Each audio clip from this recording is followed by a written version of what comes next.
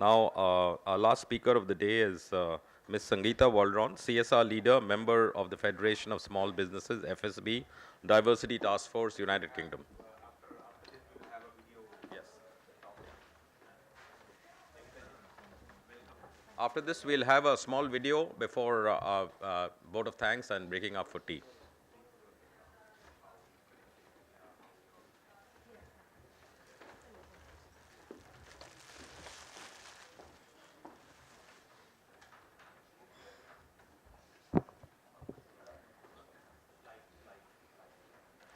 Good afternoon, ladies and gentlemen.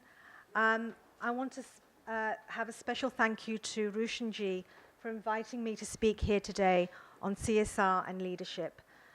But before I do so, I just want to say that it's a real honor for me to speak here in Delhi. And Delhi is a city that's very close to my heart and one of my hometowns. I've been working on CSR since the 90s, and I've been writing on CSR for the last 8 years. And in the 90s, no one in the UK media were really interested to run a CSR news story. No one was interested in climate change, sustainability, or the environment. Now that's changed, and it's an issue that is constantly making international headlines. The world is at a very serious tipping point where CSR, more than ever, needs to be part of the corporate agenda. We know that concerns loom everywhere, from declining pollinators affecting food security to air and water pollution affecting the quality of life, along with land shortage and degradation affecting both agriculture and biodiversity. Now, more than ever, it's important to find solutions for sustainable living. As the 5-year business plans and strategies of governments and corporates will be meaningless if we have no planet to live on. Last week in London, when the Commonwealth met, I attended a conference hosted by the Commonwealth itself called Better Business for a Better World, where CSR was a big topic, and there was a consensus that we've gone beyond CSR, and now it's about the higher purpose of doing business, doing good while doing well. And this is where India is leading the way, because India is the first country to mandate a minimum spend on corporate social responsibility. And there's a view that I share, which is that this should be a mandatory international law. Everyone in this room knows that companies in India have been contributing to the foundation of CSR here, addressing national concerns such as female empowerment, sanitation and community development, the environment, and so on. However, these efforts need to be far more coordinated via a national policy framework where all involved will ensure that the efforts made have the desired snowball effect and will minimize duplication. The position of CSR in India is headed in a positive way. And seminars like this one by India CSR are really key, as it helps set the wheels in motion to making CSR a widespread practice, ensuring success in reducing inequalities without risking business growth.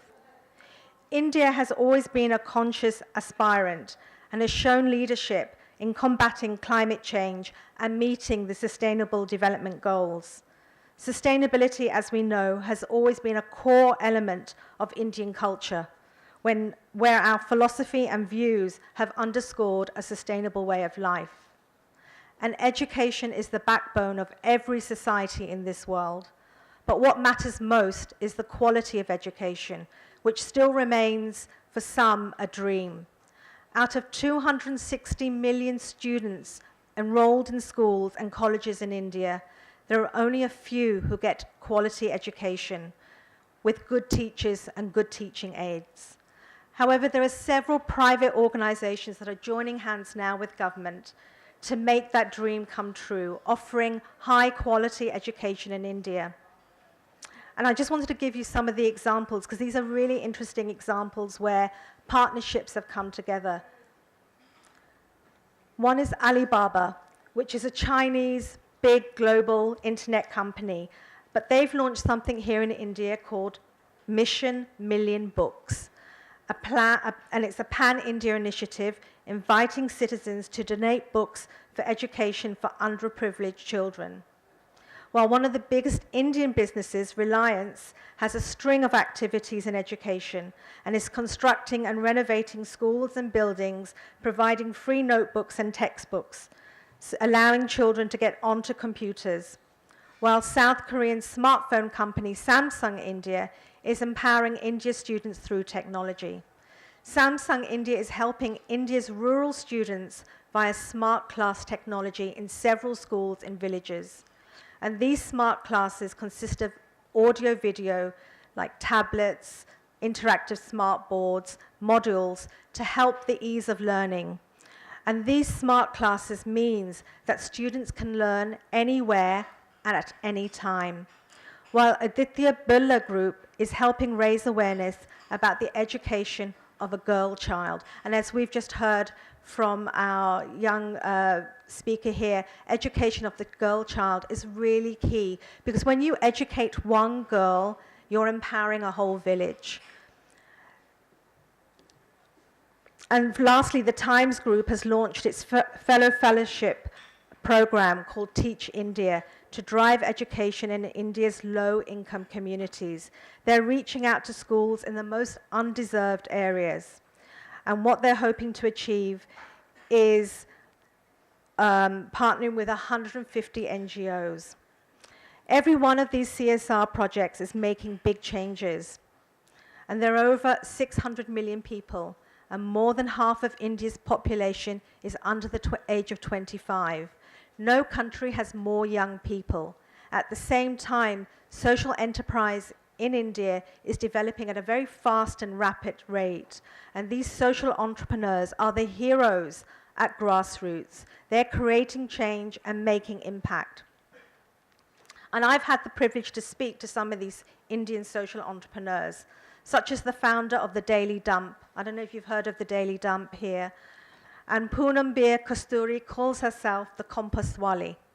And what the Daily Dump manages to do is turn India's urban waste, where it's generated, into compost. And this waste is being part of the solution to the country's huge trash problem. And I want to focus on this issue of trash because it's the biggest environmental threat happening right now. And the biggest threat to our planet right now, and this gentleman here is nodding, is plastic. The planet is choking from plastic. In the UK, we had a wake-up call last year through a brilliant BBC One nature documentary that ran as a series called The Blue Planet, that featured the living legend Sir Richard Attenborough. It gripped British households every Sunday night. And the final episode, Sir David Attenborough called on viewers to reduce their waste, their plastic waste.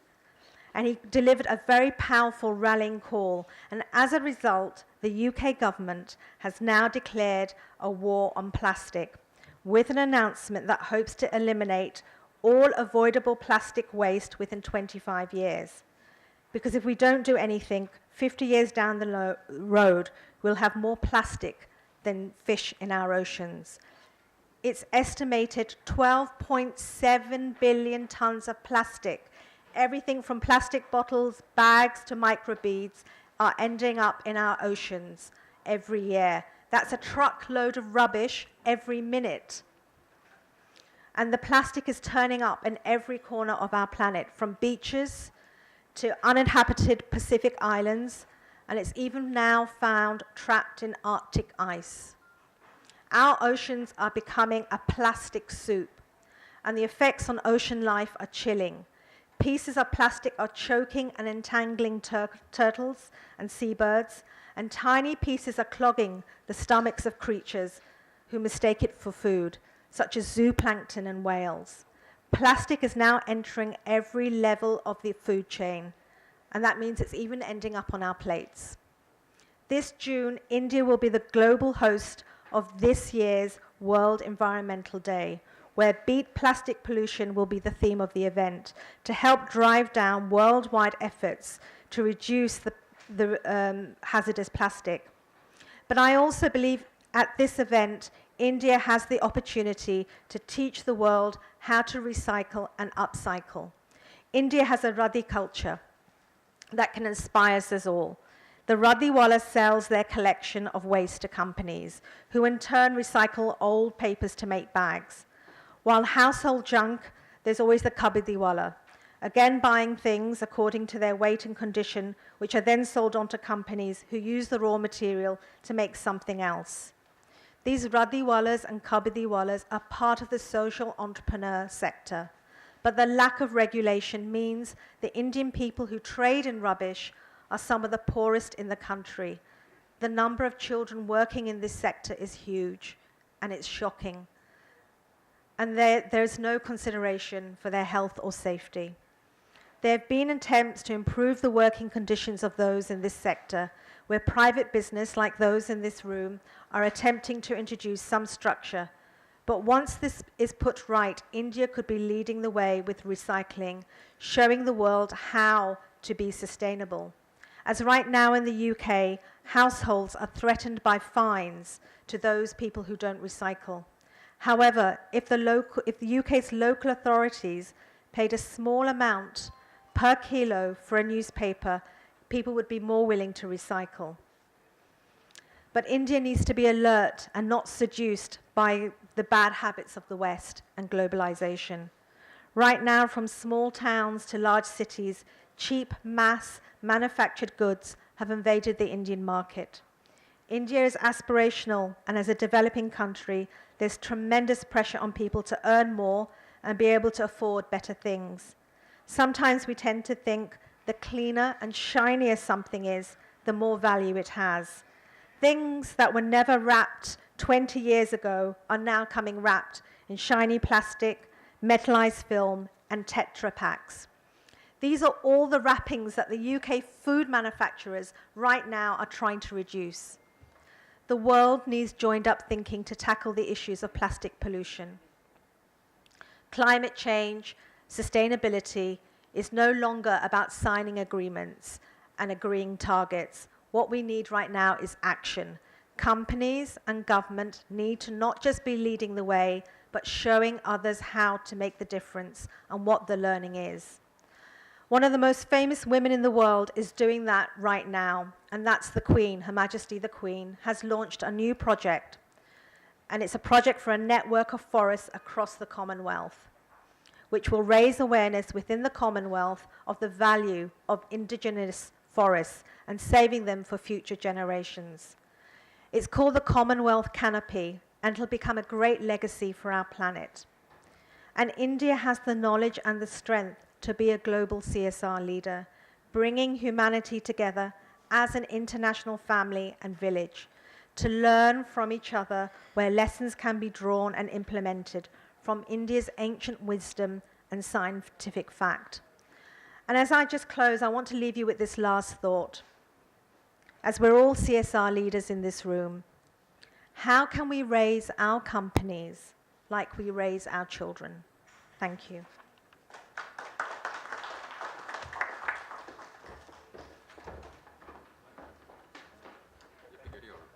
Oh. Okay. Yeah. I'll do that. Video like that. Please announce the... Yeah. Yeah. Yeah, yeah. This one, the award is there.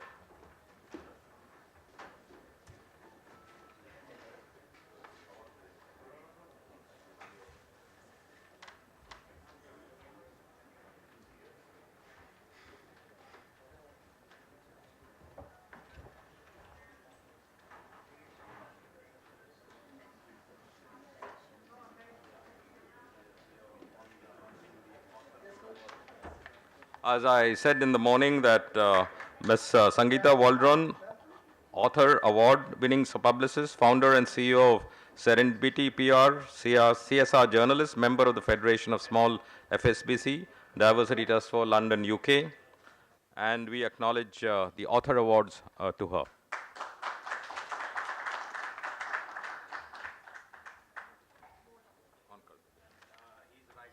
She is writing all for the last 8 years for India CSR, and she is our partner.